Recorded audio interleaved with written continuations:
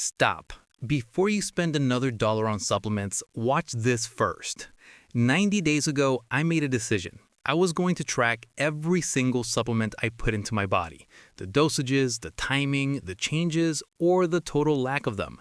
I wanted the truth, not what the label says, not what the influencer gets paid to say, the actual clinical truth.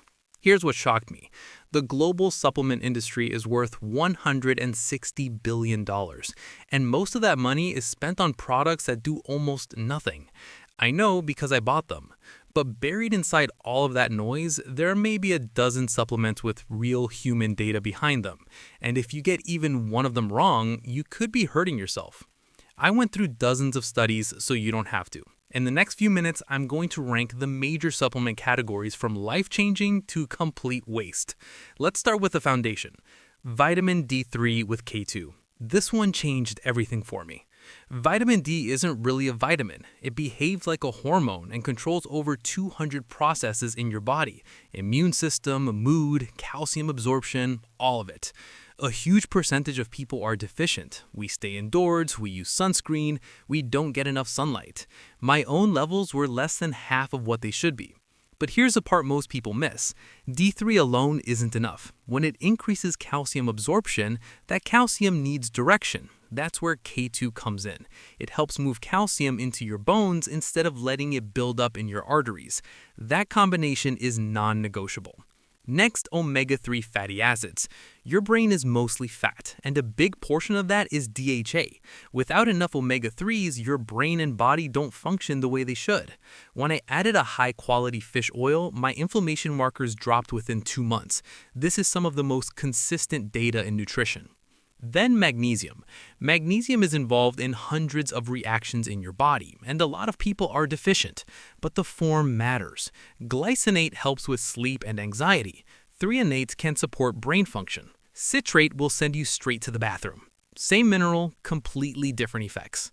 Now let's talk about performance.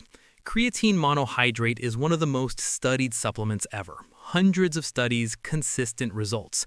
Your body runs on ATP, which is basically energy for your cells. Creatine helps recycle that energy faster, which means better performance during high-intensity activity. But it's not just for the gym. It also improves cognitive performance, especially when you're tired. 5 grams a day. Simple.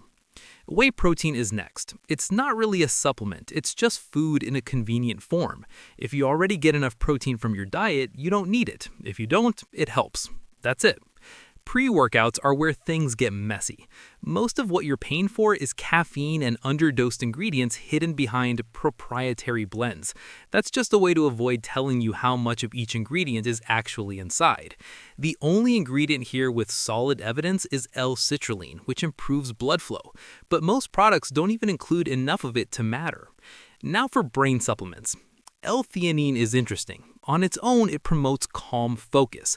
But when you combine it with caffeine, something different happens. You get focus without the jittery feeling or crash. That combination actually works. Ashwagandha helps with stress. It lowers cortisol, your stress hormone.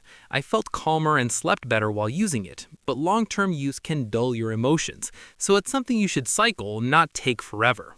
Lion's mane is promising. It may support brain health and nerve growth, but most of the strong evidence comes from animal studies.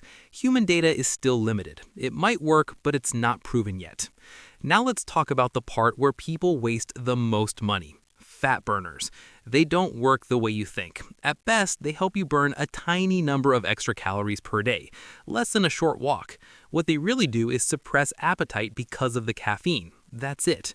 You're paying for expensive stimulation. BCAAs are another one. If you already eat enough protein, you don't need them. Your body already has what it needs.